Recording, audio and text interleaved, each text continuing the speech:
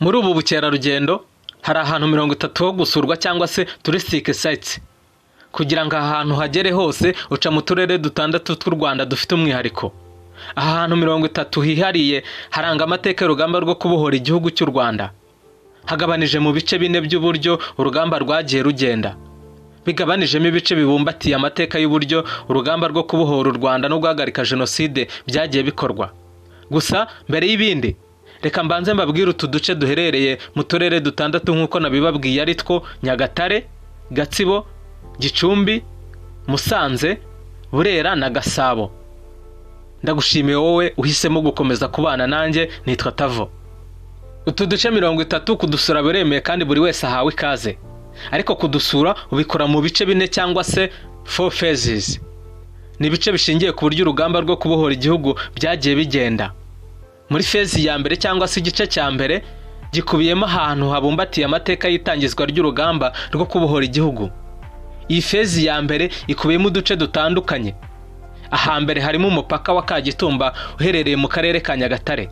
Ahatangirijwe urugamba rwo kubohora u Rwanda ku itariki ya mbere z'ukwa 10 1990. Aha kabiri hasurwa ni ku musozi wa Nyabwishongwezi mu karere ka Nyagatare. Aha kuri uyu musozi niho umugaba mukuru wa RPA Inkotanyi wanatangije urugamba rwo kubohora u Rwanda, General Major Gisa Fred Rwigema yatabarukiye. Hari ku itariki ya kabiri z'ukwa 10 1990 mu masaha ya saa 4 za mu gitondo.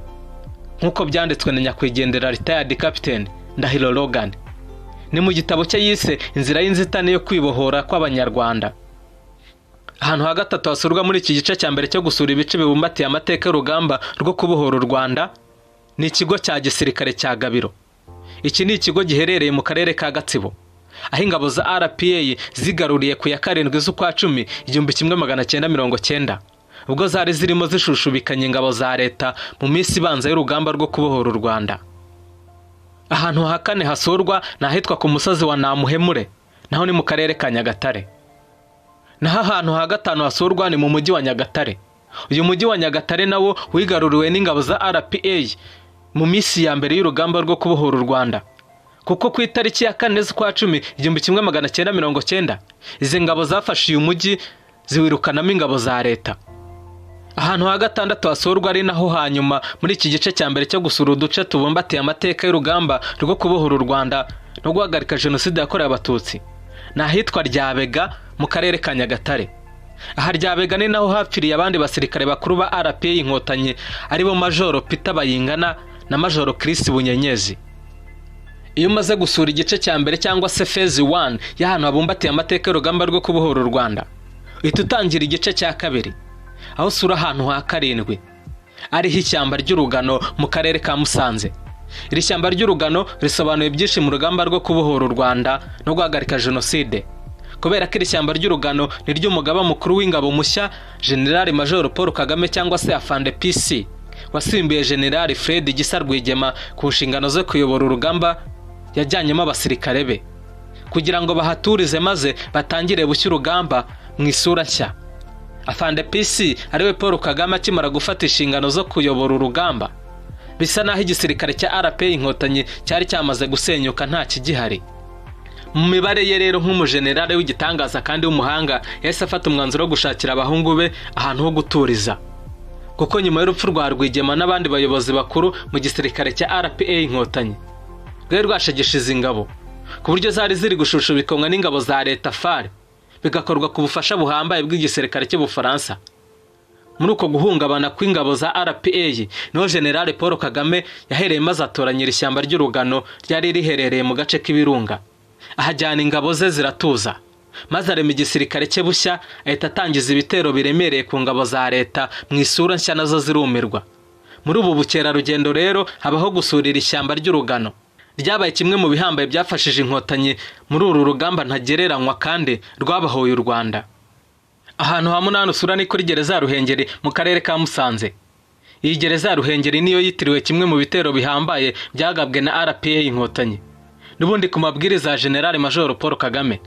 Iki gitero cyo ku itariki ya 23 z'ukwa mbere 1991 cyafunguye iyi gereza maze hafungurwa imfungwa 1600 zari ziyifungiwemo. rero kubera amateka ahambaye iki gitero cyasize mu mateka yo kubohora u Rwanda ndetse n'imbaraga nyinshi cyazanye mu ngabo za RPA Inkotanyi, naho harasurwa. Ahantu ha cyenda usura n'ahitwa Gikoba mu karere ka Nyagatare. Aha Gikoba naho hari agace k'ubutaka bw'u Rwanda kafashwe na RPA Inkotanyi ku nshuro ya mbere zirakagumana. Ni na kamwe kiswaga santimetero, ahabera intambara zihambaye zo ku rwego rwo hejuru. Aha rero ni naho hari ahantu hitwa Gikoba. Hari indaki ihambaye ya General Major Paul Kagame wari umugaba mukuru w'ingabo za RPA Inkotanyi. Aha Gikoba niho Afande Paul Kagame yashinze ibirindiro bye bikuru, maze ayobora urugamba ruhambaye rwamuhinduye umujenerali w'umunyabigwi uhambaye, ubwo yayoboraga ingabo ze mu ntambara ziswe agasantimetero, bikarangira ingabo za RPA Inkotanyi zigaruriye ibirindiro 9 by'ingabo za leta FAR, maze ingabo za leta zikabita zigahunga zikiruka. Intambara yiswe y'agasantimetero nayo ni inkuru kwayibarwa n'abarwanye intambara mu buryo bwayo. Ahantu hacu musura ni umusozi witwa Shonga mu karere ka Nyagatare.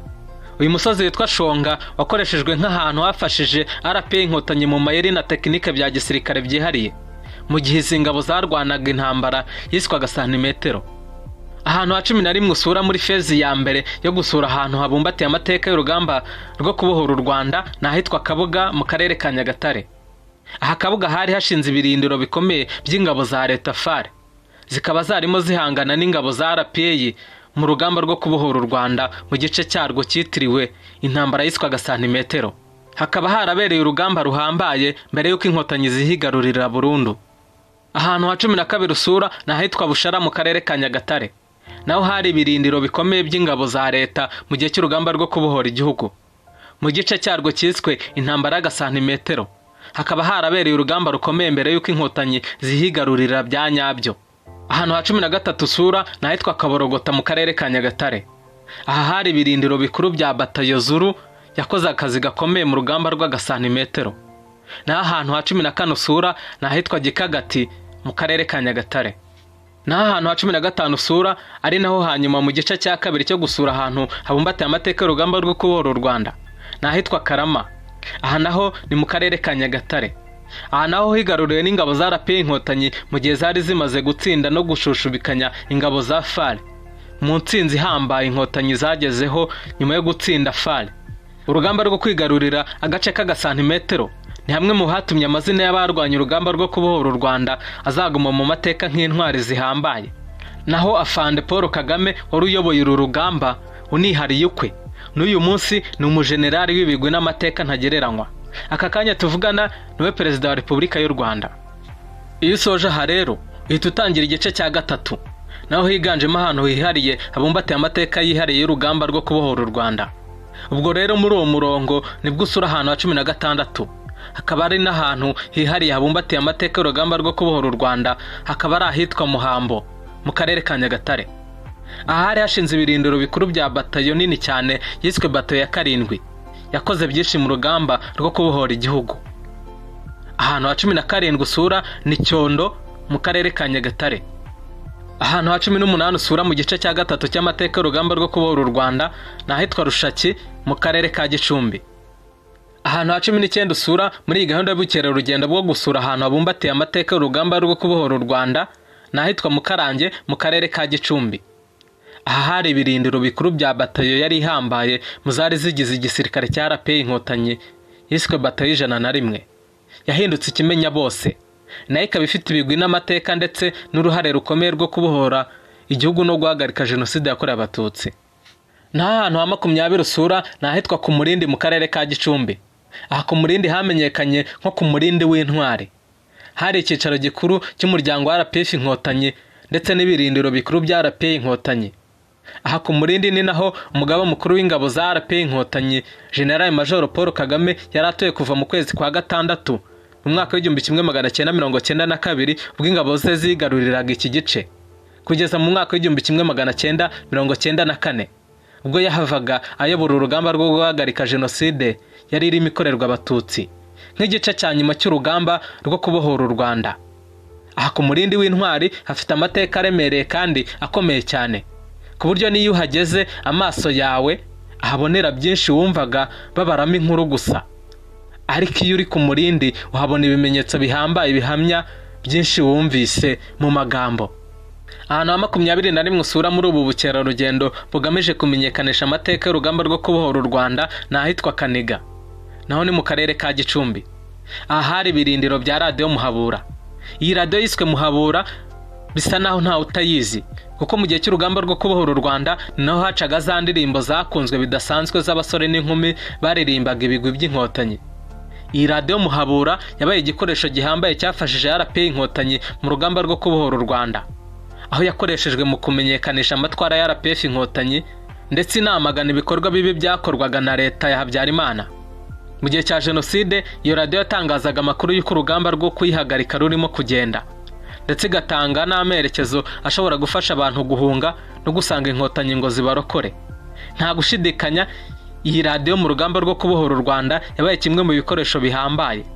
Aha rero usura iyo radiyo yakoreraga. Ahantu ha 22 iyo uri muri gahunda yo gusura ahantu habumbatiye amateka y'urugamba rwo kubohora u Rwanda ni ahitwa Cyumba mu karere ka Gicumbi.